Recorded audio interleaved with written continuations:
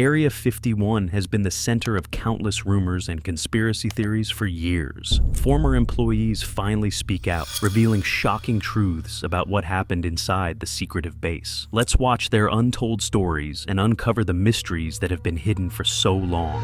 Robert Lazar. Bob Lazar became famous in 1989 when he shared his shocking story about working at a secret military base in Nevada known as Area 51. He claimed that the U.S. government was hiding and studying unidentified flying objects, specifically extraterrestrial spacecraft, at this mysterious location. Lazar went public with the help of journalist George Knapp, who interviewed him on TV. At the time, Lazar was anonymous and spoke from behind a silhouette to protect his identity, fearing for his safety.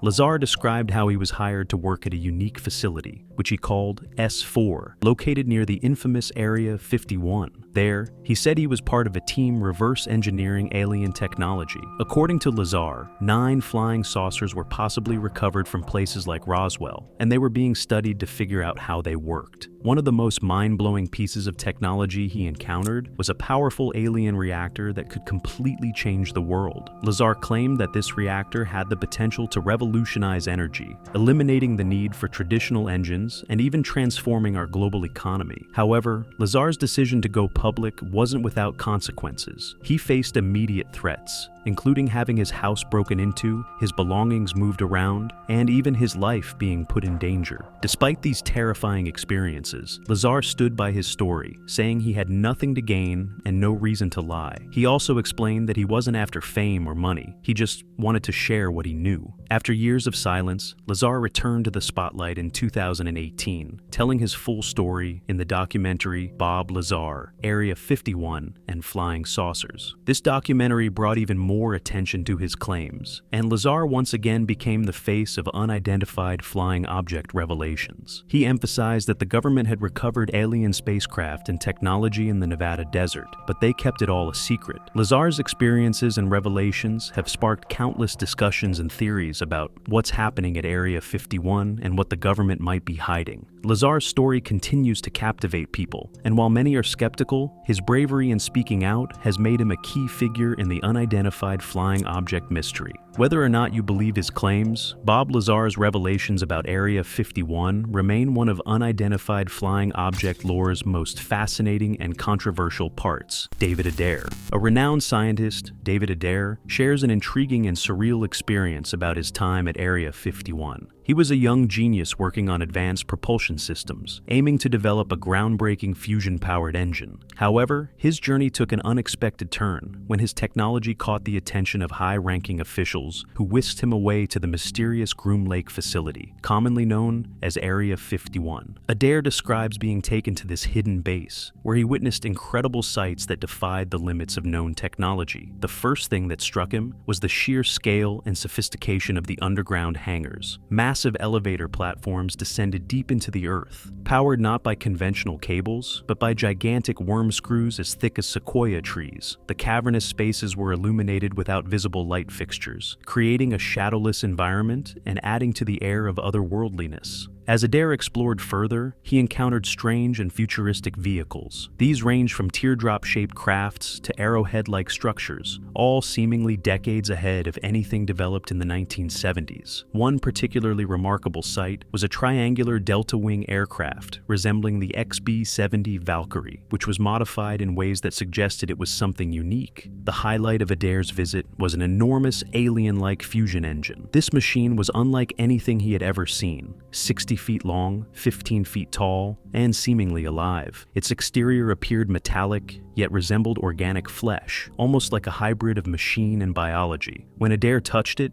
the engine responded with waves of energy and light that pulsed through its structure, astonishing even the officials around him. The engine's design was eerily similar to the one Adair had been working on, but far more advanced, as if it came from another world. What truly baffled Adair was the material and construction of the engine. It had a wound-like hole in its side that looked like torn flesh, yet it was undeniably metal. This led him to believe it might be a hybrid of technology and biology. pushing the boundaries of what we understand as engineering. Throughout his experience, Adair felt both awe and unease. The underground facility seemed endless, with no sign of the immense dirt that should have been excavated. With its responsive and organic properties, the fusion engine hinted at technologies far beyond human invention. Adair's revelations paint a vivid picture of a world filled with unimaginable advancements, leaving us wondering what other mysteries lie beneath Area 51. David Grush. David Grush, a former United States intelligence officer, has made shocking claims about unidentified anomalous phenomena, UAPs, also known as unidentified flying objects. In interviews and speeches before Congress, Grush shared his knowledge about secretive government programs and the mysterious discoveries associated with them. Grush, who served for 14 years in various intelligence roles, including with the United States Air Force and the National Geospatial Intelligence Agency, NGA, revealed that the United States government has been quietly retrieving crashed, unidentified flying objects for decades. These recoveries, he said, have included not only advanced craft, but also non-human biologics, essentially beings that are not of human origin. When asked directly if these biologics were human, Grush clarified they were not. This assessment came from individuals actively involved in the programs and provided credible evidence. Grush himself has seen classified documentation and spoken to multiple insiders, but the full details remain confidential and can only be shared in secure environments. Grush's role in investigating UAPs began when he joined the UAP task force in 2019. He was tasked with analyzing unidentified aerial phenomena and transmedia objects, a craft that can operate in air, water, and space. In this role, he uncovered information about secret programs dedicated to crash retrieval and reverse engineering of advanced technology. However, despite his high-level clearance, Grush was denied access to some of these programs, which operate with secrecy even above congressional oversight. In May 2022, Grush became a whistleblower, filing an urgent report to the Intelligence Community Inspector General. He raised concerns about the lack of transparency and the potential risks of these programs being hidden from the public and lawmakers. According to Grush, individuals with impeccable credentials have shared photographic evidence, official documents, and classified testimonies about these operations. Grush described his decision to come forward as rooted in a commitment to truth and transparency. Despite facing professional retaliation, he believes it's vital for the American people and Congress to understand what's happening. He emphasized that the secrecy surrounding UAPs raises questions about accountability and the proper use of government resources. His testimony paints a fascinating picture. The United States government has been quietly dealing with technologies and beings that defy our understanding. While much of the evidence remains classified, Grush's revelations have sparked renewed interest and demand for answers. For many, his claims serve as a reminder that the truth might be stranger than fiction. John Lear. John Lear, a seasoned pilot with a remarkable background, 17 world speed records, part of the famous Lear family, and a former Nevada Senate candidate, sat down in 1987 to share some jaw-dropping revelations about UFOs, extraterrestrials, and government secrets. His journey into the world of unidentified flying object research began when he learned about his own family's strange encounters and stumbled across startling government cover-ups. A friend's story piqued Lear's interest. This retired Air Force officer friend disclosed firsthand knowledge of an unidentified flying object landing at Bentwaters Air Force Base in 1980. The friend claimed he knew people who had seen aliens disembark from a spacecraft and approach General Gordon Williams, the base commander. Official documents and recordings, like the Colonel Halt memo and tape, hinted at mysterious lights and unexplainable events in the forest. But these details barely scratched the surface. Lear went deeper, uncovering a vast trove of hidden truths. According to his findings, the U.S. government has recovered between 10 and 15 alien spacecraft, with at least 3 in perfect condition. Stored alongside them are 30 to 50 alien bodies preserved in cryogenic chambers. Learn even shared descriptions of these extraterrestrials, tiny beings about 3.5 feet tall, with large heads, wraparound eyes, and thin, long arms. These details, astonishingly, were documented in Air Force materials available to cadets.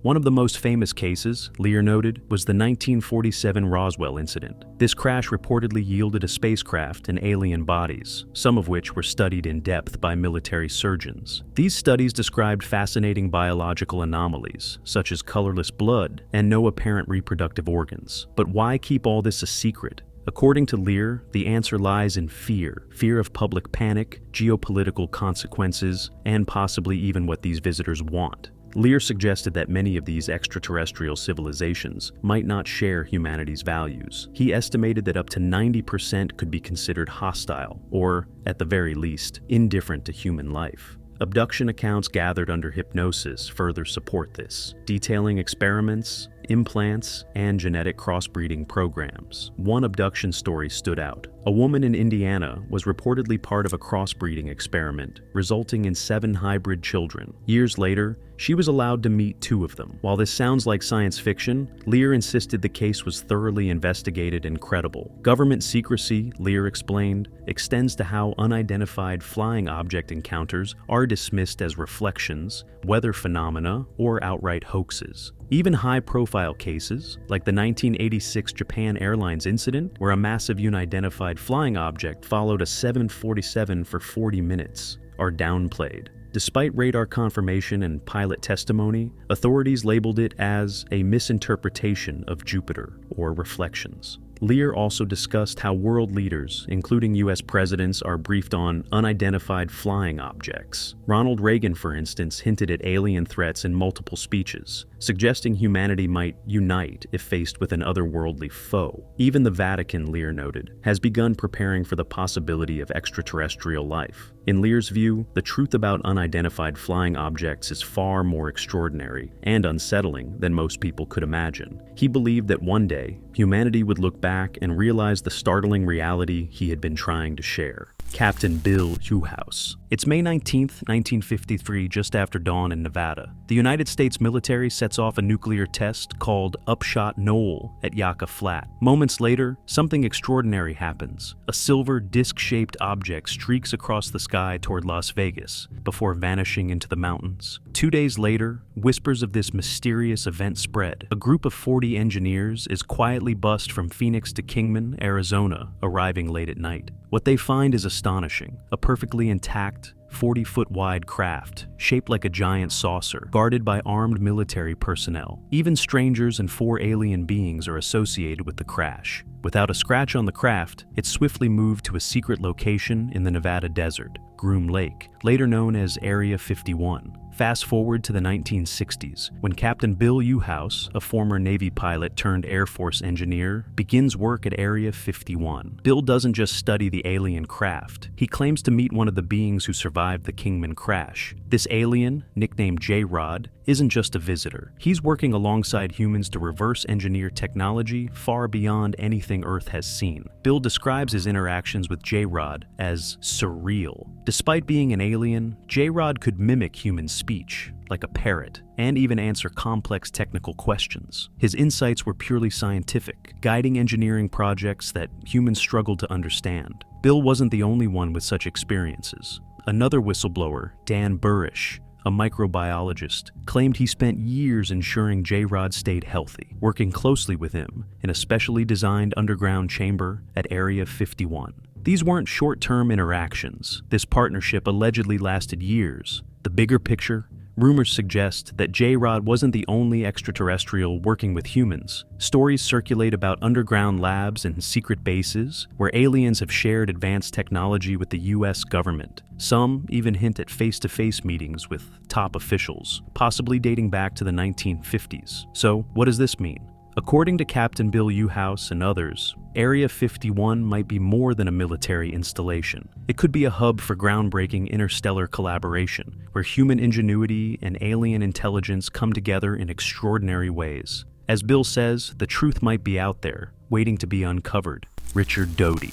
Richard Doty, a former Air Force counterintelligence officer, shared some fascinating insights into Area 51, revealing its mysterious operations and the truth behind the rumors. Doty explains that Area 51 isn't just one location, but consists of multiple sites. There's the main test area, the Nevada test site, and Groom Lake, where the real secrets are hidden. These areas aren't the same, and people often confuse them. Papoose, an auxiliary site, is particularly important because it has underground entrances for sensitive operations. During his 9 months at Area 51 in the early 1980s, Doty was involved in top-secret work, including blinding Soviet satellites with lasers to prevent them from photographing the base. This was one of many ways the government kept the operations under wraps. While there, Doty didn't just work with military technology. He also witnessed something genuinely remarkable, what he believes was an anti-gravity craft. He didn't know exactly what it was, but its ability to lift off on its own and move in ways that defied the laws of physics led him to conclude it was based on some form of alien technology. Doty clarifies, however, that this craft wasn't a reverse-engineered human creation. It was extraterrestrial in origin. Interestingly, Doty separates the areas where alien and reverse-engineered crafts are stored. According to him, they were kept in different locations on the base. The reverse-engineered crafts were tested in above-ground facilities, where many of these experimental crafts had crashed during testing.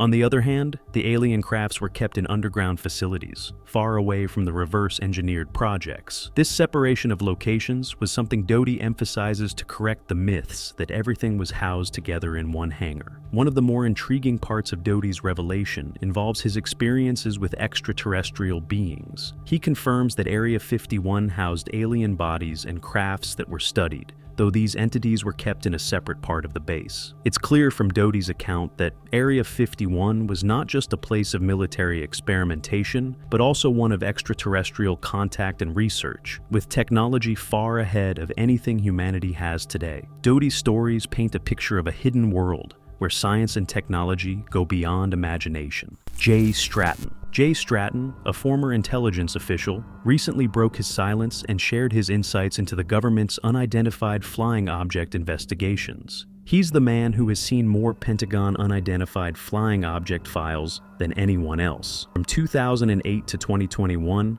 Stratton handled nearly all unidentified flying object-related matters that crossed his desk, working first with the Navy and then with the Defense Intelligence Agency, DIA.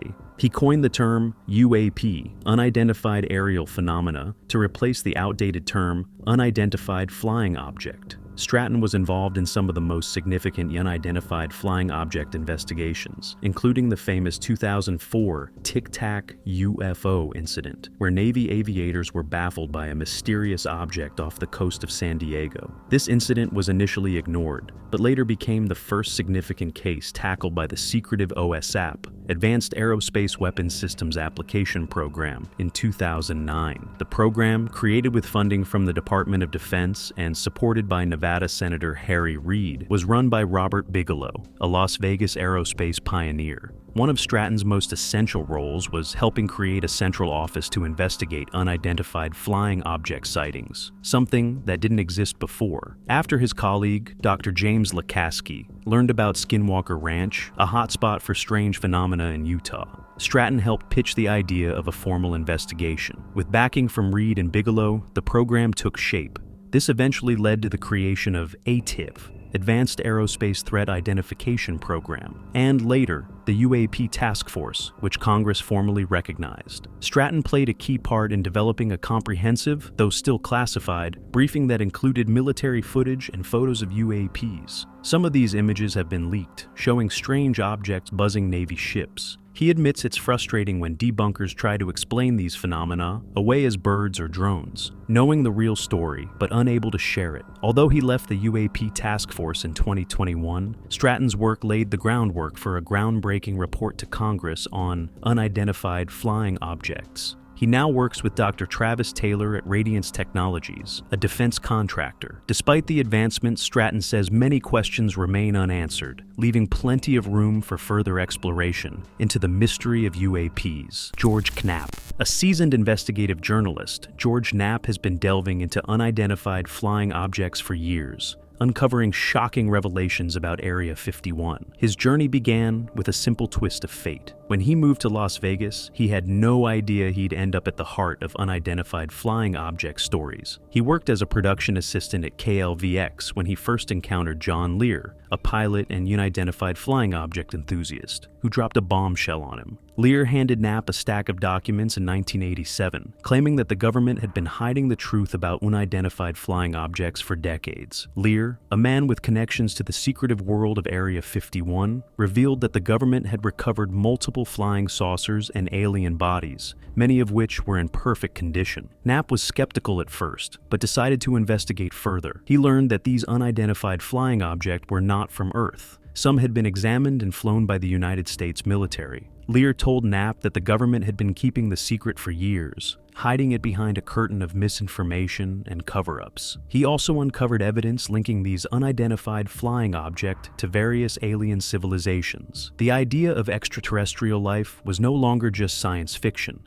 It was becoming a startling reality. As Knapp dug deeper into the mystery, he spoke with insiders and witnesses who confirmed the existence of unidentified flying objects and the government's secret programs. One of the most shocking discoveries was the claim that Area 51 housed multiple unidentified flying objects, some of which were still being analyzed and tested. Lear even suggested that the government had been working on reverse engineering the alien technology, trying to understand how it worked. The more Knapp uncovered, the clearer it became that the government had been hiding the truth for decades. But the revelations didn't stop there. Knapp discovered that unidentified flying object sightings in the Nevada desert were common, and people had witnessed strange lights and objects for years. Some even claimed to have seen alien craft flying out of Area 51. Knapp's research also revealed that a secretive group known as MJ12 was responsible for managing the cover-up of unidentified flying objects. This group had been working to ensure the public remained in the dark about the truth. Knapp's work exposed the secrets of Area 51 and revealed the lengths the government went to suppress the truth.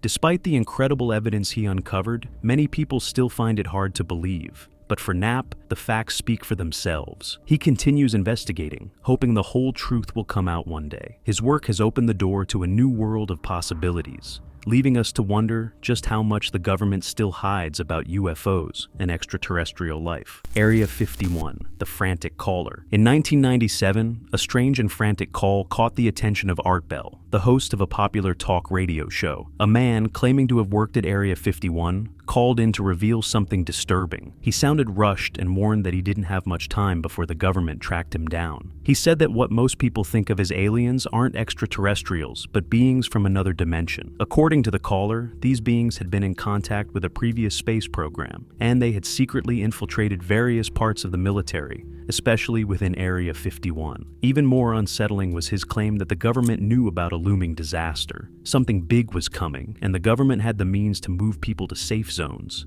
but they weren't doing anything about it. The caller believed the plan was for major population centers to be wiped out, leaving only a few survivors who would be easier to control. As the caller continued, the conversation suddenly cut out. The airwaves went silent momentarily, and then the show switched to a backup system. The host, Art Bell, and his team were confused. Someone didn't want the audience to hear the caller's message. When the transmission resumed, they shared that the technical failure was unlike anything they had ever experienced. It was as if the transmitter had failed suddenly, almost like a massive heart attack. Another caller chimed in, speculating that Area 51 might be a decoy, something the government was using to distract attention from something else they didn't want people to notice. The airwaves were still unstable, adding to the eerie feeling that something was being hidden. This mysterious call from a former Area 51 employee raised chilling questions about government cover-ups and the possibility of extraterrestrial involvement. The caller's warning about a coming disaster and the strange technical issues during the broadcast left many wondering if there was more to Area 51 than anyone knew. The truth may still be out there. T.D. Barnes. T.D. Barnes, a radar expert who worked on a project near Area 51, recently shared some fascinating insights about the secretive base. Though top secret, his work sheds light on some of the mystery surrounding the place. Barnes explained that he was involved in a project outside Area 51, where they worked on a tunnel system. While much of the work was underground, there was also an above-ground tunnel. This only adds to the rumors of underground facilities and secretive operations at Area 51. In a recent interview, Annie Jacobson, a journalist who wrote about these former employees, discussed how T.D. Barnes and others had kept silent for years. They could not speak about their experiences due due to strict confidentiality agreements. Still, after some documents were declassified,